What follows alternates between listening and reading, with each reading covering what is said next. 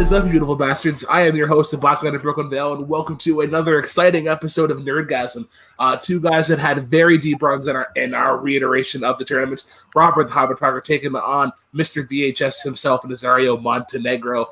Winner of this match is going to be getting a number one contenders match sometime in early 2020, where they'll be playing one of the rookies who will be making their way through the rungs. But before we get to our competitors, let's introduce our judges. Often considered the third man in our Nerdgasm stress relief room quadrilogy or pentalogy, depending on who you ask. That is one Caleb Coho. Caleb, how do you feel about this match? Why did you say that name? You said the third man in reference to me and Boatman's here. I'm triggered. But I'm excited to see this go down. One of these guys kicked my ass. One of these guys have kicked their ass in a different debate league.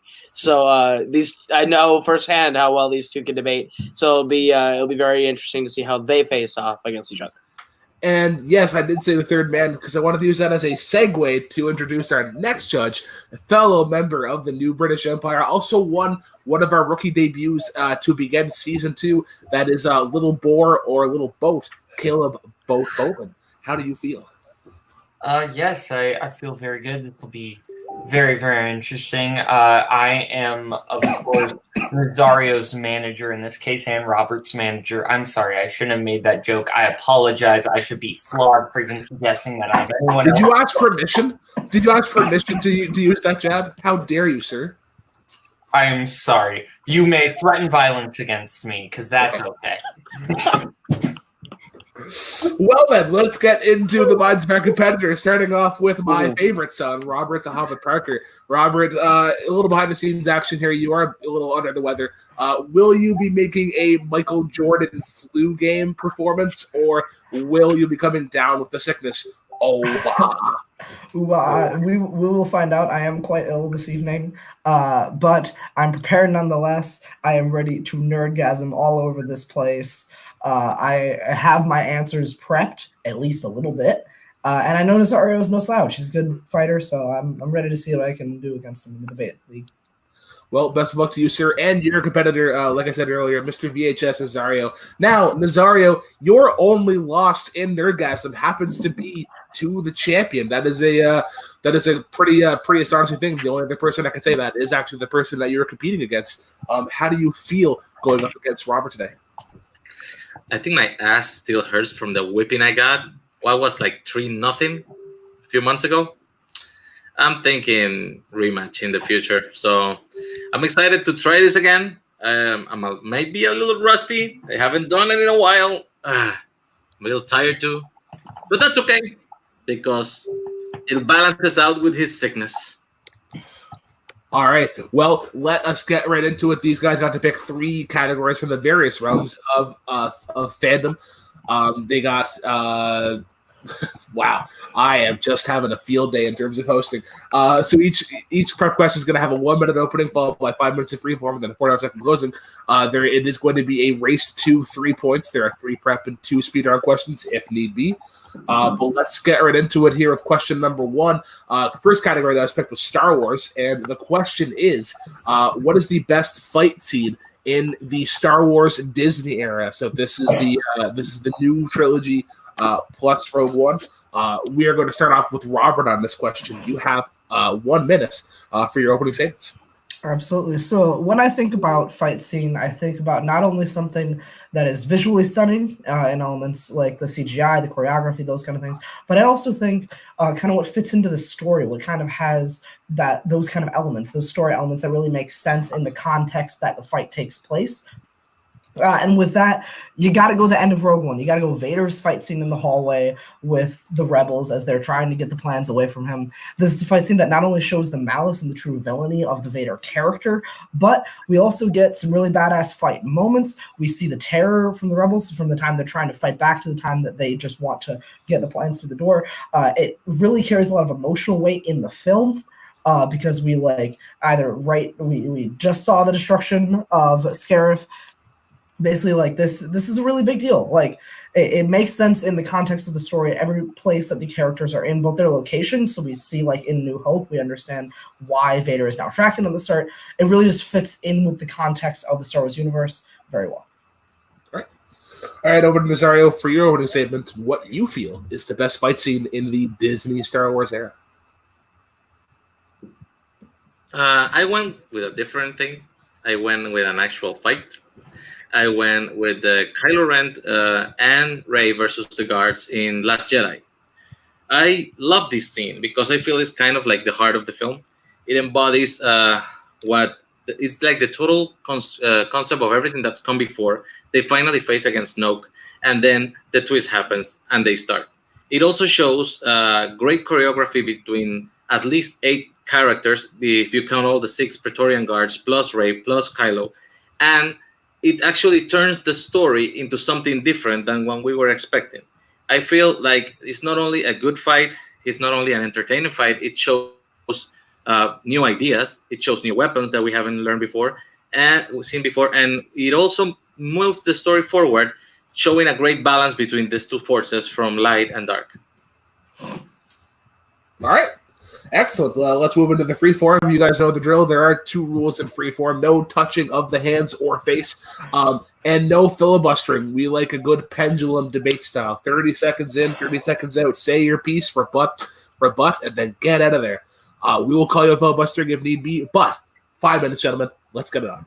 Okay, so your fight doesn't move the storyline. Your fight doesn't bring new ideas. It's the seconds before your fight that does that. The killing of Snoke does that. That's not where your fight starts. Your fight starts right after that moment. That moment is not included in your fight whatsoever. You're also talking about the balance of light and dark. That's when they start fighting each other, not when they're fighting the guards. Also not part of your fight. Your 2 biggest moments were parts outside of your scene. Excuse me, but I said when they fight the guards and each other. Not in your opening, you didn't. It's one scene, and that is the concept of what I'm talking about.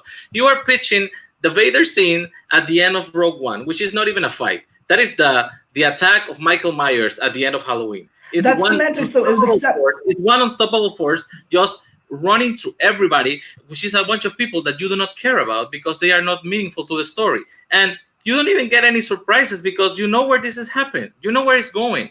Vader is just going to sweep through everything and kill everybody, and that's it. It just looks cool, but it's not even a fight. That doesn't make it a bad fight. You're saying that it's not a fight. That's not a valid argument at all. It was accepted by the judges as a fight, as an answer to the question. That itself is not an argument against my scene. It is incredibly visually stimulating. It's a very stunning fight. The choreography is very good. Yours also has one of the biggest editing mistakes in any Star Wars film ever. You mentioned those new weapons. One of the guards swings one to kill Rey, stab her in the back, and the next frame it disappears out of sight because the guard would have just killed Rey. It is one of the biggest flaws, one of the most painstaking sore thumbstick of any fight ever in film history, and it brings your entire scene down. It does not. Your scene itself. So you're going to go nitpick on a technicality. The whole scene. And editing mistakes. Yeah, that's not technicality. Let Nazario talk. It shows actual efficient guards in the first place because they actually defend themselves and are balanced against 2 Jedi power characters. They show a lot of original ideas. They show at least 3 different kind of weapons. They have the staff, they have the sword, and they have the chain links. And they balance out because it makes it interesting when 2 opponents can balance each other out. You think that they have a shot of actually doing some damage to the characters. In your idea, you know nothing is going to happen because Vader is just going to run through everybody. That doesn't make it not compelling, though. We see the malice of Vader's character for the first time ever in the Star Wars series. People always say Vader is one of the best villains in movie history, and just by watching the original trilogy, honestly, you don't really get that much. You don't get the physicality of this character until Rogue One. It's the moment everybody has been waiting for. You want to see Vader show off what he can do as a true Sith Lord, and this is the moment that you get that. That's what makes it a compelling fight. That's what makes it a compelling scene in the context of the technicality, because he was already Darth Vader when Anakin was killing kids at the end of Episode 3. So if you're just going with the masked version, maybe, but Darth Vader already demonstrated that he's an evil bad guy, and that doesn't have to be in the concept. I'm not talking about his demonstration as a villain. I'm talking about his physicality, his malice. We've never seen him in a fight until my fight is actually great because it balances out. You can see them finding ways to figure out each other and working as a team. And when the fight they beat the guards, then they turn on each other because she thinks he's gonna go with her, and he thinks she's gonna go with him. And then they are so evenly matched that they start using the force against each other. And you can have one of the most beautiful scenes in the movie when they actually are trying to fight for the lightsaber until it breaks in half and equally push them both apart. Because it's a scene where it brings them together and then stop pushing them apart. It not only shows originality with the fight with the guards and decent guards for once, it also a good choreography, and it balances out the movie because it moves forward. It doesn't move forward, though. Literally, all it does is backtrack on everything. They kill Snoke, which isn't part of your scene. That moves the movie forward. Then they backtrack on that by doing the stupid Rey parents reveal. It's not. It does not push the movie forward. All it does is raise more questions and backtrack on its own story. Not to mention the you talked about the new ideas. Sorry. Oh god, I need to blow my nose. And not only does it that lightsaber shot is good, but all it does, that scene in general, the second half of that fight when it's Rey versus Kylo, all that is a retread of when it was done better at the end of Force Awakens. That part of the fight is nowhere near as good as the Force Awakens fight. The fight against the guards is horrible because first off, Snoke is the most powerful. Snoke is one of the most powerful beings ever. Why does he need guards? That just doesn't make sense in the context of the film. And then second every off, film has Praetorian guards. The Emperor had Praetorian guards, and he was a lot stronger than Snoke. That is just looking for excuses not to like the thing.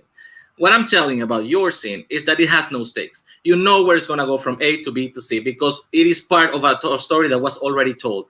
And like I said, it's a monster scene in a horror film. He just runs through people that you do not care about, that do not mean anything to the story. And you know what's going to happen before it happens. Time. Looks pretty. All right. Judges, please remove looks pretty from the official record of the freeform. You're now going to go into the closing arguments. We're going to start off with Nazario. You got 45 seconds. Be sure to wrap up the arguments accordingly and present it to us.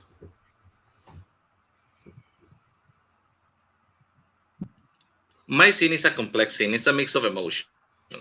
They start from a place where they do not expect to be joined together, and they end up working together. It shows Praetorian guards being efficient for the first time in a movie. It shows different kinds of weapons that are innovative to the story. It makes them fight with things they have. They lose the lightsaber, and he has to defend himself without it. And Rey helps him in the end.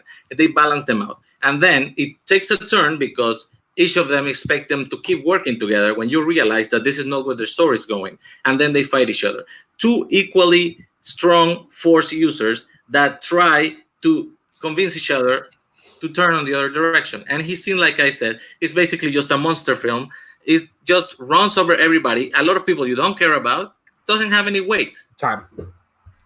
All right. Now over to Robert for your closing arguments and to wrap up the question. The only dig that you've made against my fight is that you know where it's going and he runs over people. Some of the best fights in film history are exactly that. Some of the biggest battles in film history. You look at stuff from Lord of the Rings, you look at stuff from other historical epics, you look at stuff from other Star Wars movies. You know where the fight at the end of Revenge of the Sith is going to go. That doesn't make it a bad fight. That it was an accepted answer. Just because it is one-sided doesn't mean that it's not an impressive fight, not something that we as fans have wanted to see for a long time. All yours did was raise more questions. Mine answered them in the context of the Star Wars story. All right. Well, that was a great question. I've really enjoyed the back and forth. There was a little bit of filibustering, but we caught it. We caught it pretty early. We're gonna go to judges now for their decision. I'm gonna go first. I think this question was a really good example of how you don't really have to defend. I guess I found neither competitor really defended the other person's jab, so it's really just a matter of offense and who had the best offense. I'm gonna give my point to Robert. I think Robert was really able to just really nitpick Nazario's entire fight, and I think that his overall haymakers sort of overcome Nazario's jabs. I think Nazario had some good jabs, but I just need to hear a little bit more. But I'm not the only judge here. I'm gonna go over to Mr. Coho. Who gets your point and why? It was close, but I think I'm going to lean Nazario. I think with Nazario and his argument, he had one major haymaker that I think Robert probably needed to defend a little bit more, which was on the point of the emotional like resonance within each scene, and how his was more emotionally complex, and how his actually like you felt for the characters. It had a lot of weight to the story. Robert never really attacked that too much, and he went more instead for how, like nitpicks within that scene. Whereas Robert's hit of how like, or the hit on Robert about how we don't care about those guards really kind of hurt the argument for me. So 51-49, I'm going to go Nazario on this one. All right. Well, Mr. Boatman, you are here to break the tie. Who gets the first point of the match? You're muted. You're muted. Sorry. I'm going to be giving the point to Robert here. I think that Nazario had really good arguments about like knowing where the fight was going, but then Robert kind of threw that back at his face and during the last argument, or the closing with, oh, well, you know, Lord of the Rings, all these other great fights, cinematic fights have that. And so it was really that big defense that really shifted the scales in Robert's favor. But it's like 51-49, really. Both good arguments, very close. All right. Well, let's get right into question number 2 then, as Robert does get the first point of the match. We're now going to go to the Marvel Cinematic Universe, a little-known franchise in the comic book world. And the question is as follows. What villain that the MCU killed off should come back? A lot of great acceptable answers here, but we did have to narrow it down to 2. Nazario, in opening this question off, you have a minute. The floor is yours.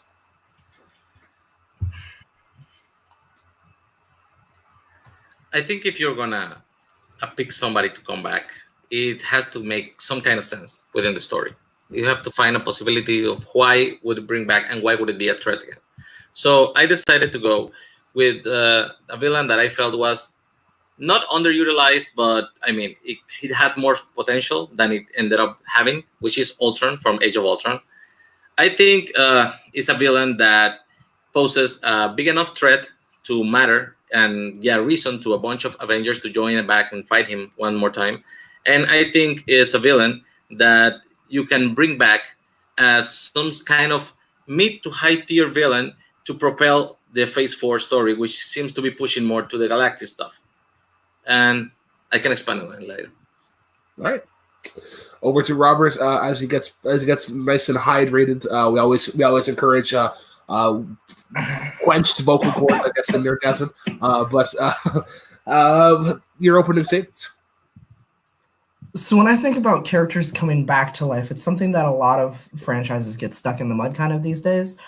So to really justify it, you have to hit a few major checkboxes. There's a few major points you have to realistically and like in the context of the story and make it like feasible and acceptable for a character to come back. You have to have it where it makes sense that the character is actually still alive and that they're not dead. You have to have it make sense in the context of the story where the characters that are still around would still have some kind of impact by this villain.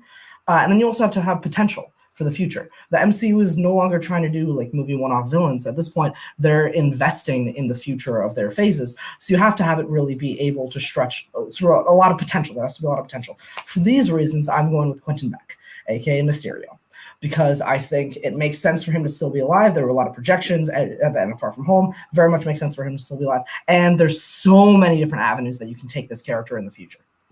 All right, cool. All right, gentlemen, 5-minute freeform. You guys know the drill. Let's go. I don't think any villain has been worth repeating in a single film. And you're picking one that is actually a very complicated way to bring back, because the way they set up Mysterio in Far From Home, it's not just him. It's a whole team of people. It's like 40 people.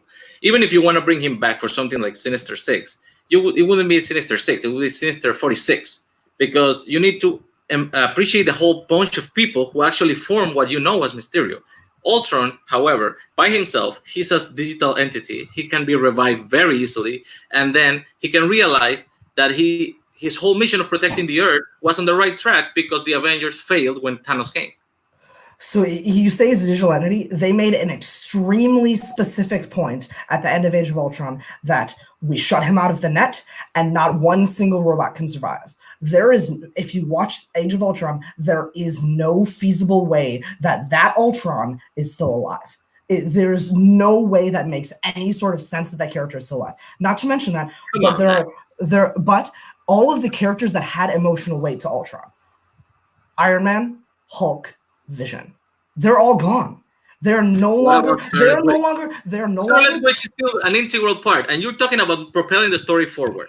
You can easily write away that the digital form of Ultron still survive, even if it's... You can't say that. They literally made a note to say that you cannot do that at the end of Age of Ultron. You can write any character back. We're talking about dead characters here, and you're looking at nitpicking if you cannot find one copy of a digital entity. He comes back. Because they made a note. The movie said that you can't do that. I'm talking about the context of the story, my guy. He's a perfect villain to face a new team of Avengers with people who, yes, Iron Man is gone, Captain America is gone, but those are the people who are actually equipped to defeat him. He can now use his new presence to fight the younger versions, and like you said, propel the story forward. He can easily turn into the shape of Vision and turn Scarlet Witch into something that can help him propel his mission. In fact, all you're doing is trying to back him. We gotta let Robert talk here. All you're doing is backtracking the story to where it was in 2015, and that's not what the MCU is trying to do anymore. Any character that had an emotional weight to Ultron is extremely different than they were in Phase 2, and all you would be trying to doing is backtracking on nostalgia. Plus, the movies in the context of the MCU made a specific, extremely specific point to say that Ultron is gone completely. Quentin Beck has way more potential than Ultron. All you're saying is Ultron could fight the next series of Avengers. Of course, yeah, any villain could. If you're gonna bring in a big mega power to fight the new series of Avengers, why not have it be somebody who's actually complex? Why not have it be somebody who has a great performance in the film? I like James Spader and all, but Ultron was that was a weird take on the character. Why you could go Sinister Six with Mysterio, you could go him versus Spider-Man more of a solo. Jake Gyllenhaal was a good actor in the movie, all I'm saying is that any context that you bring Ultron back, whether it's the emotional context of the characters that were related to him, or physically the feasibility of bringing him back to life in the first place, neither of those two things fit for Ultron. They both do for Mysterio. Like I said, Scarlet Witch is still connected to him. If he takes the form of Vision, it can connect to her feelings for Vision and actually propel. How are they connected? If you make a bridge to the new WandaVision show, make an How are they connected? How are Wanda and Vision connected? Your character, like I said, is an army of people. If you just bring Quentin back, he doesn't even have Edith anymore. And Edith was the only thing that maybe would allow him to be Mysterio by himself. If he doesn't have Edith, he needs a team of people. What is going to be the excuse?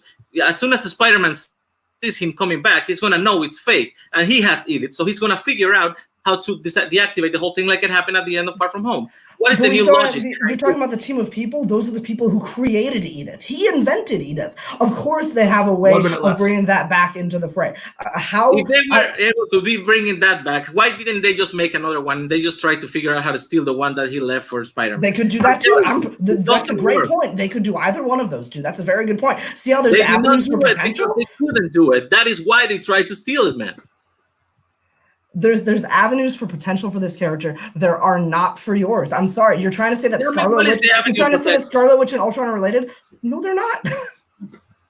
Give me what is your avenue of potential? If any of it didn't say pitch a story. It just said which villain could be brought back. Without having the team, and he already tried to have the team, and it doesn't work. This was not a pitch which specific story you're going to go with. It was pick which villain could be brought back. And I think that mine has the most potential as well as the most emotional weight in the story compared to Ultron, where the series made a specific point that your character cannot be brought back. To be a mid-tier villain that can propel the story. Oh boy, that was a back and forth. Yeah. Not your greatest, but not your worst. Let's get into some closing arguments right quick. We're going to start off with Robert. You have 45 seconds to wrap up your arguments and present them accordingly. So with both feasibility and potential of bringing an old character back, Ultron does not check either of those boxes.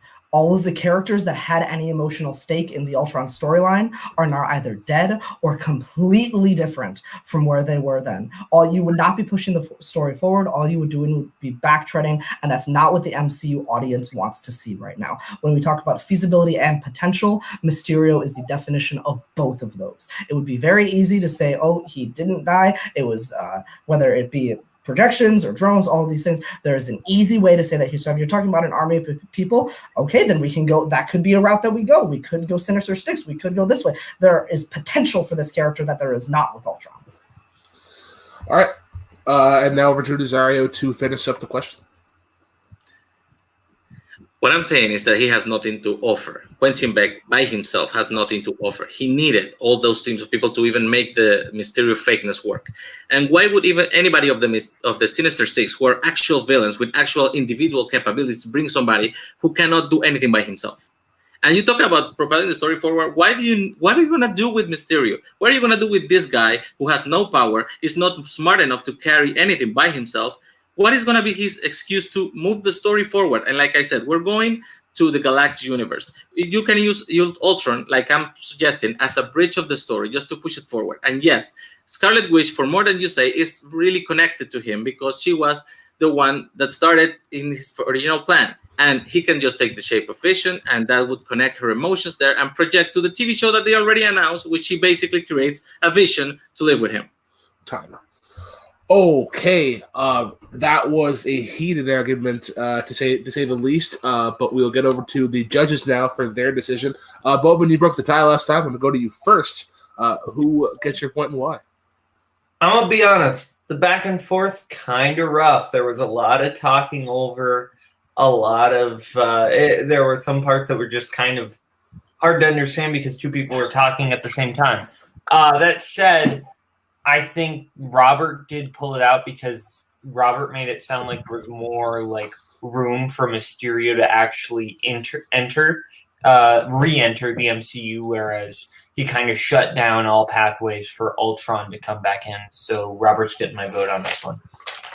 I'm going to go next. I actually disagree with you. I think Nazario had some really good. I guess would be a takedown defense for everything that Robert sort of attempted for. I think Nazario had really good comebacks for all of them. Just how he was able to sell myself personally on how Mysterio is really reliant on so many on other things. I think Robert did have a bit of a defense for that, but I think there just wasn't quite enough to sell me over it. But once again, we are tied, but it is Mr. Coho that's me breaking the tie. Who gets your point and why? Fun. I didn't hear a lot, if I'm honest, because of a lot of the crosstalk. So I had to go based on the little bits that I was able to pick out of here and there. And the person who gave me more hits on the other person while also giving me a good defense of theirs was Nazario. I think Nazario was able to defend how there was a way for Ultron to come back while also attacking how Mysterio is reliant on a lot of other factors. Robert's points about Ultron being specifically destroyed, I think Nazario had a good comeback. WandaVision could easily retcon that. We've seen retcons in the MCU. So I think Nazario did a good job of defending it, so he'll get my point on this one. All right. Well, we are tied up as we go into question number 3, which seems to be everybody's meh category in fandom, which is Disney live action. And the question is as follows. What is the best performance in a Disney live action remake? We're going to be starting off with Robert on this one. 1 minute, and the floor is yours. All right. I'm going to go with a performance that is extremely layered, that the character has an arc that is extremely visible through the performance, not just through the screenplay, and a performance that I think carries the highest emotional weight of any performance in a Disney live-action remake, and that's Ewan McGregor and Christopher Robin. I think not only the difficulty of having to act against CGI characters, but the fact that he excelled at that so high and was able to bring this character, the adult version of exactly who you think an adult Christopher Robin would look like, back to life. You really see the childlike innocence in his eyes whenever he's talking to Pooh or any of the other gang from the 100 Acre Wood. This is a performance that I think is extremely layered and extremely emotional. And I think that it's just some of the best acting in the last few years of film that I've seen in Fandom films. So definitely Ewan McGregor and Christopher Robin. All right, cool. Over to Nazario now for your opening statement. What do you feel is the best performance in a Disney live-action remake? This is actually a very hard question to define because people see performances very, very different. I think Rami Malek in last year's Oscars can attest to that. But I think for something that already exists, if you're going to do a reinterpretation of it, you have to embody the iconic character that you're going to play. And I think in all of the Disney remakes, the only one that stands out is Angelina Jolie in Maleficent. Not only she brings her acting abilities, her projection, her presence to the role. At some points in the film, she actually embodies the character so much that you forget that she's not the original version of Maleficent. She brings a lot of gravitas and presence to a story that could have been done very badly, and it makes you care for somebody who is inherently evil just because of the weight of how she performs it. So, to me, by far, this is the best performance in a live-action film. All right. Both ending with a few seconds to spare. We now go into the freeform. I reiterate, gentlemen, back and forth, pendulum. Say what you rebut what you have to rebut, attack we got to attack, and then get out of there, let the other person in. 5 minutes, guys. You know the drill. So I don't think Maleficent is a very good movie for a couple of reasons. And I think that's mainly because Angelina Jolie is so flat in the movie, and her character doesn't have layers to the performance. The character doesn't have an arc. She is mad at Charlotte Copley in the first 5 minutes of the movie, and she's mad at Charlotte Copley 2 hours later. Like, it's not a performance that has a lot of layers. It's not a performance that really carries a lot of weight, as opposed to Ewan McGregor, where you really see that innocence, that character, like the theme. I'm going to use the buzzword. The themes of that movie are embodied through the physicality and the performance of Ewan McGregor. So the first point, we're not talking which movie is the best. We're talking what performance is the best. And yes, she does have an arc. She starts very innocent until she's betrayed by man, which turns her into a bitter, dark character, which is the Maleficent that we all know. And she carries out this presence by doing the most evil thing she can do as her revenge. And then you can see her grow throughout the film as how she changes from that person who was also consumed by grief and darkness and revenge, while she starts caring for the little girl that she already cursed. And that is very, very deep in her character turn, because she goes from trying to kill this girl as revenge, as caring enough for her that to regretting why she did the curse in the first place. Ewan McGregor in Christopher Robin is just Ewan McGregor, like in every other movie. He doesn't bring anything special to the performance. That's not true at all. He brings everything to this performance. Every second of this movie, he spends the first part of this movie as a beaten down, broken man who's trying to salvage what's left of his family and his life. And he ends the movie with a sense of imagination again, a sense of awe and wonder at the world. And that's exactly what you see in a layered performance. This is not Ewan McGregor in every other Ewan McGregor movie at all. This is something extremely special from him, especially... He has done way better performance. You can tell, because we're not talking about which actor has done better performances before, though. We're not talking about which actor has done better performances before. We're talking about what is the best performance. Knowing the capabilities of this actor, Nazario, you gotta. We're talking about what performance is the best performance in Disney live action remake, and I'm saying Ewan McGregor. It's not what Ewan McGregor performance is better. It's he is the best in this movie. If you were talking about the physical embodiment of a character, you could have gone with Lily James, you could have gone with Emma Watson, you could have gone with Dan Stevens, you could have gone with Richard Madden. Those are 4 more that physically embody the animated character better than Angelina Jolie does. If you are talking about embodying Christopher Robin, he's not. I'm not making that argument. He's not even the best British choice to make this role. You could get Nicholas Hoult, or you could get Domhnall Gleeson, who actually played A.L. Min in a closer image to what an adult Christopher Robin would be than Ewan McGregor. I grew up on Winnie the Pooh. If you take the image of Winnie the Pooh outside of the movie and you just shot the performance by Ewan McGregor, you could never tell that's Christopher Robin. He plays the character as straight as he ever could. Is the most average performance he has done in a while, and you can never tell that is supposed to be that innocent, imaginative kid from the movies. He doesn't even go there in the end of the movie, where he's supposed to already have recovered all his imagination. Angelina Jolie turns in the movie from a good character to a dark character and back again, until she can show love for the person that she was willing to kill enough to save her.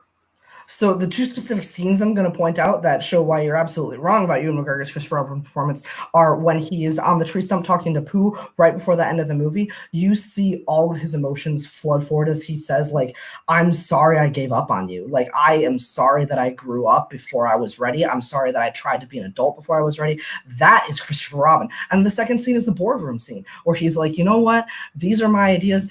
The very best nothing is something about the best something, right? That is Christopher Robin finding out that you can take boredom, you can take nothingness, and turn it into the most joyful expression of enjoyment of life. Left.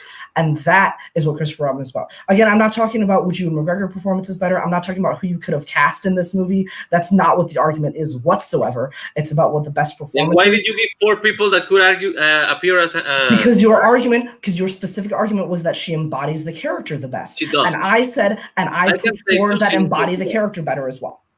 One scene is when she realizes her wings are cut, and you can see the pain in her soul. You can see her turning from this innocent fairy into the creature that just seeks out to be revenged. The whole scene where she curses the girl and she shows Stefan that she's still there and she still matters, it's so powerful that it turns the whole movie around. And then when you realize that it's not the king, the prince, who's going to save the Sleeping Beauty, the Aurora, that is going to be the love that she grew up having for her from afar after she cursed her, is what makes her character whole.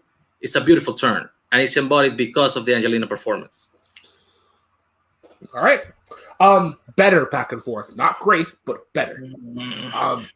We're going to go down into the closing arguments. I'm going to start off with Nazario on this one. Not who gets your point. Wrap up your argument accordingly and present it to the lovely judges. Like I said at the beginning, performances are very hard to judge, and everybody sees it through their own eyes. I grew up with Winnie the Pooh, not only the books, but the cartoons from the early Disney's era. I have a very vivid image to what Christopher Robin is. And what Ewan McGregor, I thought he was going to be able to pull it. I don't feel he pulled it. He was always Ewan McGregor trying to act this way. It never convinced me. Angelina Jolie convinced me she was Maleficent in all the way she turned around in the film, especially that scene when she curses the girl and she just laughs, portraying the evil nature that she was.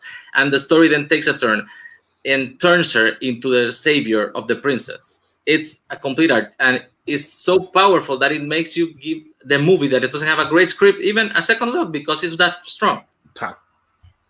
All right, over to Robert for your closing arguments and to wrap up the question.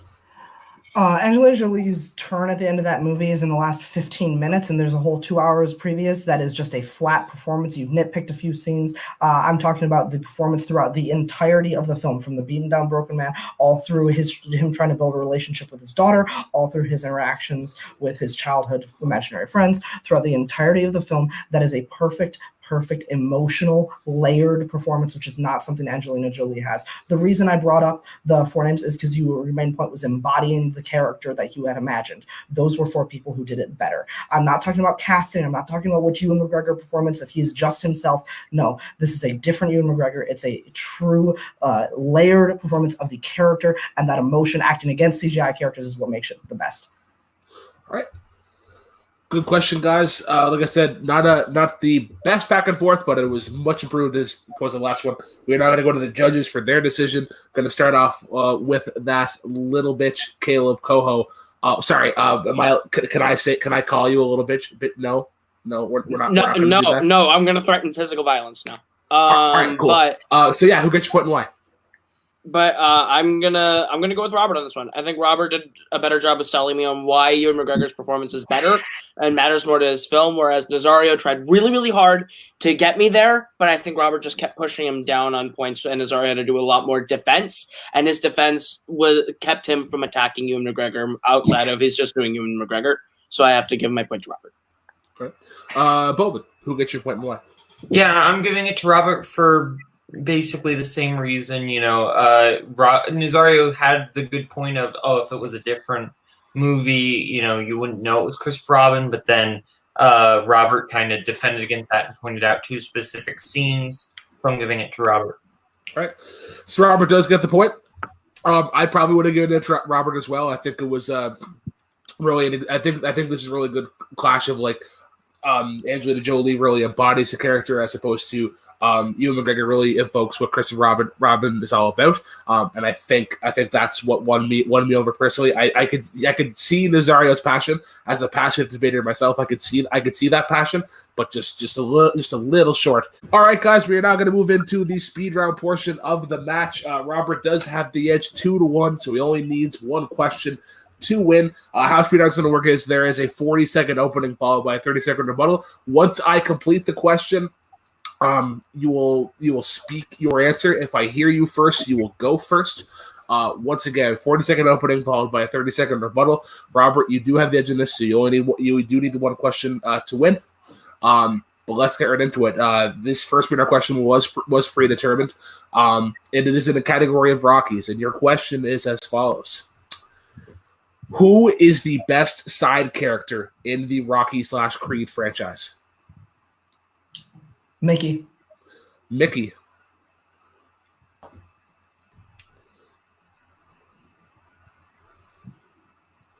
Apollo.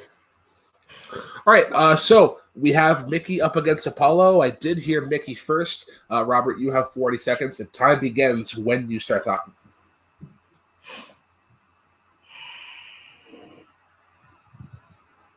Mickey is a character that steals every single scene he's in. Every single time that Rocky is about to give up or wants to let go or stop chasing his passion, Mickey is the one who gets him back into him every single time. He's his trainer. After his death haunts Rocky more than anybody's of the entire series, including Apollo. Because if we're talking to Rockies 5 and 6, who is Rocky hearing over and over again in flashbacks and weird scenes, it's Mickey. Mickey is the most impactful character on Rocky as a character. Mickey's the most impactful person in the series, as a side character at least. And Burgess Meredith gives a very, very good performance. And yeah, I'm with that. That was a good end, sorry. Okay. All right, over to Nazario for your portion with the opening.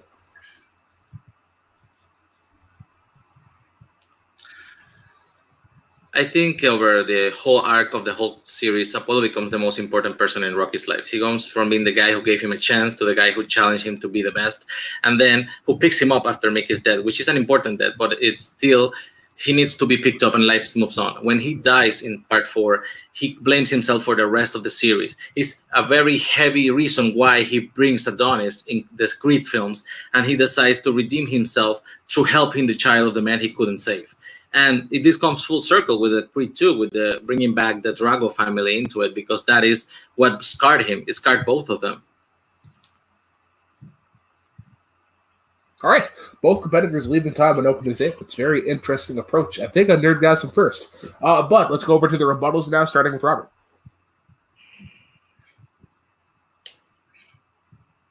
The question was best, and Apollo isn't really a character you like in Rocky 2. He's the villain of that movie. He ousts Rocky. He's a horrible, horrible, horrible friend. Adrian is the one who picks Rocky up after Mickey's death, not Apollo. Apollo is definitely a character that is central to the story, but when it comes to the actual impact on the characters themselves, not on the overall franchise story, when it comes to the character moments, it's got to be Mickey. Mickey is a far more impactful character on the emotions of the greater characters in the story. All right, and over to Nazario to finish the question. You don't have to be a good character to be the best character. He goes from being a jerk, to being an asshole, to becoming somebody who wants to pick him up first for his own selfish reason. He just wants a third fight, but then he actually becomes his friend.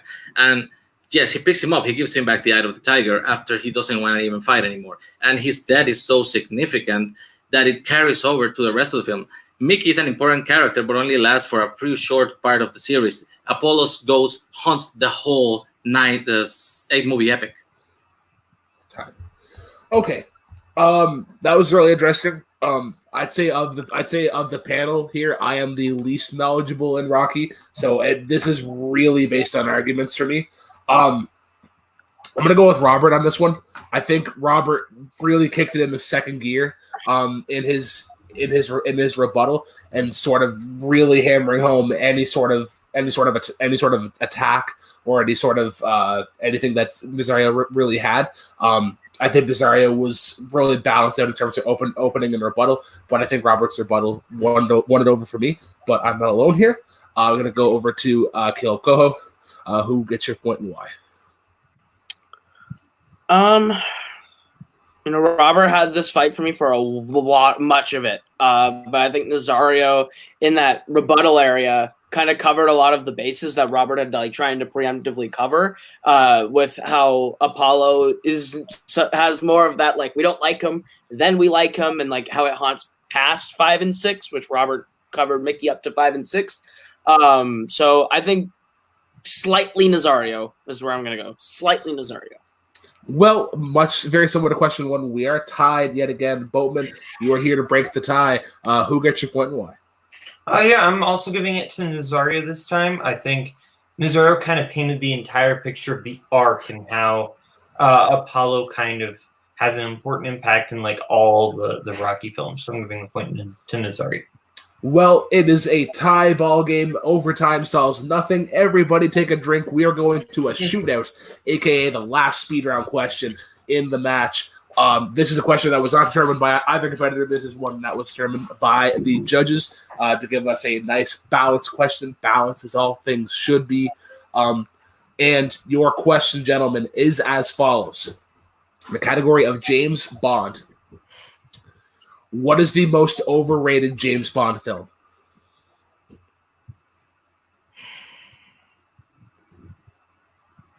Oh, man. Skyfall. Skyfall. That's what I heard first.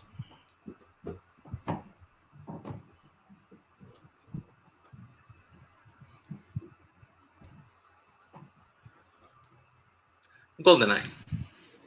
GoldenEye. All right. All right, Robert, heard you first. So you're going to have 40 seconds. My apologies. Time begins when you start talking.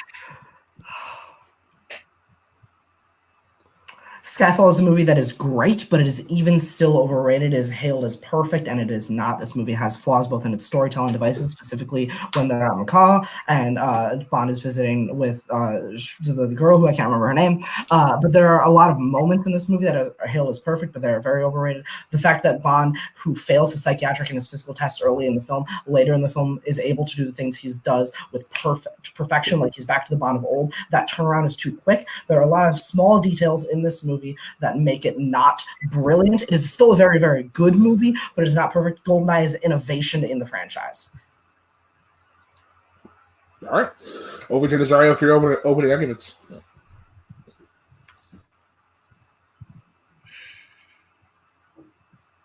GoldenEye is credited with bringing the series back.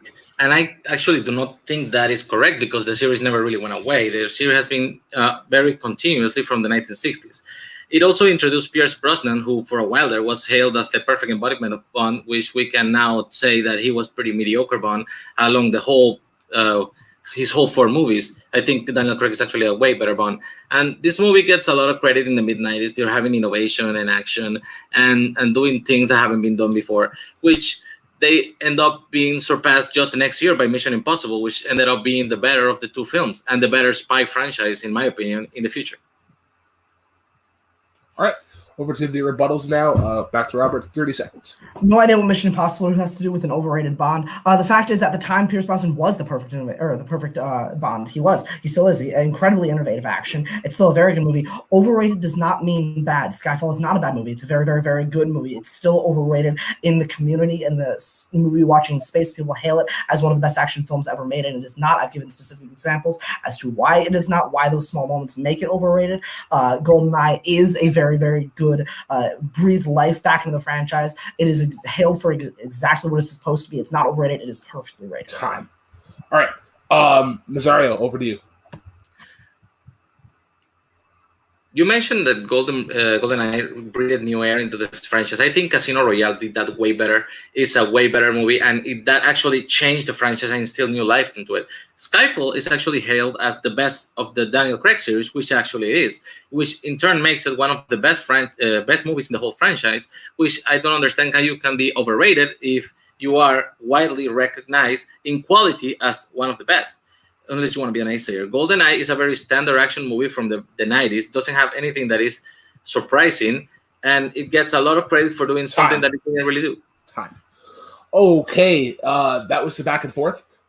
Let's go over now to the judges for their decision. Boatman, I'm going to go first with you. Who gets your point and why? This was close.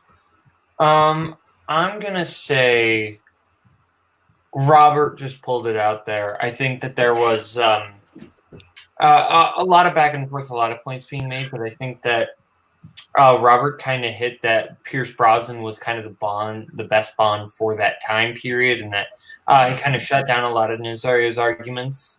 And so yeah, I'm giving the point to Robert.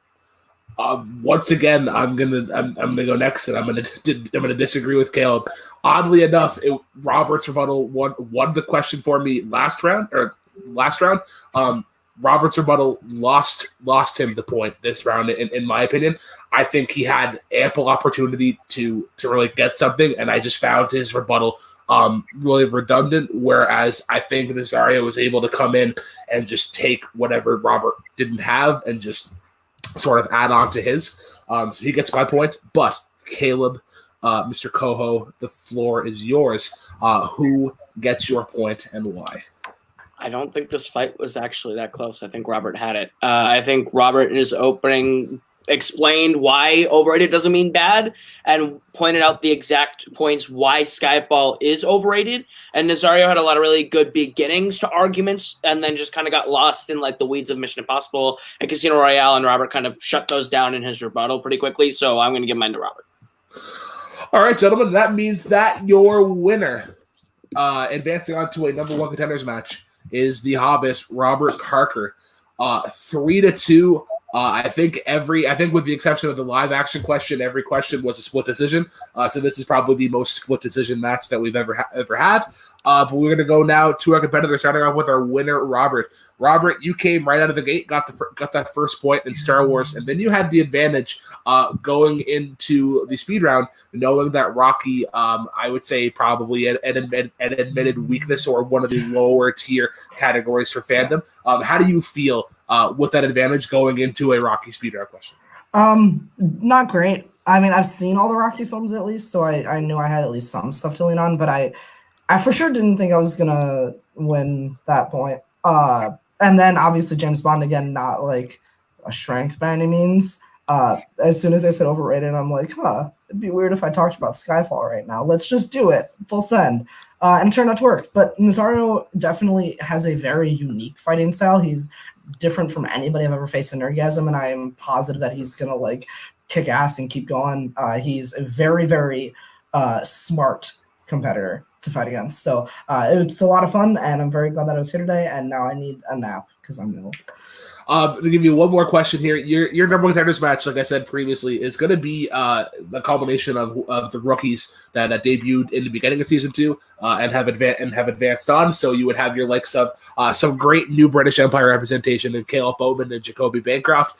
Joe Harrison is also one as well, and Matthew Rosa, a cornucopia of some rising prospects in debate. Mm-hmm. If you had to pick, who would you want to go up against? Want to is different because I want them wins easier. I think certain of those competitors would be easier for me to beat than others.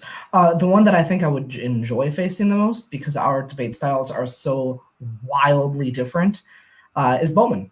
I think him and I debate extremely differently, and I think that difference in style would be something worth watching. All right. Well, congratulations and best of luck to you and your number one contenders match coming up. But we now have to go to our unfortunate loser, Nazario. Nazario, like I said, right after the match, this is probably the best example of a literal split decision. Only the one question was won by unanimous decision. I think you are definitely the calmest debater, and that is a talent that I am envious of, because I think a lot of people need that talent, and you use it so graciously, and you're just able to sort of flow with it, and you don't let things get the best of you. So I applaud you. With that. How do you feel about your performance? I think the rust showed. I haven't been like consistently doing debate for a few months now. I was more in a groove the last time I played when I faced him, and of course it kind of gets to you. And I'm gonna be honest. I'm glad I finally broke the ice with Boatman. The man has been a judge in matches I debated at least 3 times, and this is the first time he ever gives me a freaking point. So, that's what I'm gonna take away from this match. I have to say, Robert is good. He just throws a lot of stuff at you, and he nitpicks so much. He goes so much into the technicality and shit that I think it kind of hazes what the question is. He tries to turn it away. He tries to change direction, and you have to try to keep it straight in a narrow what you're actually arguing. But I guess sometimes it works, and you get distracted, and you stop making the points you actually have to hit. So I think for a comeback match after such a long time, it was okay. Probably should have done better. And I really, really wish that the last question was not in a franchise like James Bond, where I haven't seen half the films. I haven't even watched freaking Skyfall. So I was arguing against a ghost movie here because I have nothing to throw at him. But, it's the way the dice rolls, I guess. Yeah. All right. Well, let's go over to the judges now for their thoughts. Going to start off with Caleb Boatman. How did you feel with the match? Yeah, well, I think Nazario is accurate with the strategy of Roberts as you described. I believe Cody calls that "make you fight my fight." I might be paraphrasing there, but that's Robert's strategy, and that can be a tough strategy if you're not prepared for it. But it was a good fight all around. All my decisions were very, very close for the most part. So it was a good fight. As far as Robert saying that he would love to challenge me, I would agree. I hope I can make it there because I think that'd be a lot of fun. That'd be a very interesting match. We'll see if it actually happens. Sometimes I choke when I've got my eyes set on something. So we'll see. Right. And Kale Goho, your thoughts on the match? I think it was a really strong fight. Both of these guys are really good at it. They've proven it time and time again. I think we play this debate 7 matches. It goes to match 7. Honestly, that's how close these two can go. I'm excited to see what Robert does. I'm excited to see what Nazario does. It's going to be fun to see where they go from here. Yeah. I think despite the lack of or the filibustering ish in the general prep round, I think there was a really good back and forth. I think there was no half-assing any questions really. I think both competitors really brought what they could. But yeah, I'm really excited to see what Robert could do with another number one contenders match. Will he able to re-challenge for that belt, or will one of the rookies just come up from the bottom and then now be eventually there? As a very awkward paraphrasing of a Drake song. But with that awkwardness, we're going to close out the show. I do want to thank our judges and our competitors today. For Robert, for Nazario, for both Calebs. I am your host of Black and Broken Veil. Be sure to like, comment, subscribe on Multiplex, on YouTube, Facebook. Be sure to check out tpublic.com/Multiplex, where you can find great shirts like this and a plethora of others. But cheers, guys, and as always, drive safely. Started from the bottom, now we are eventually made it have here.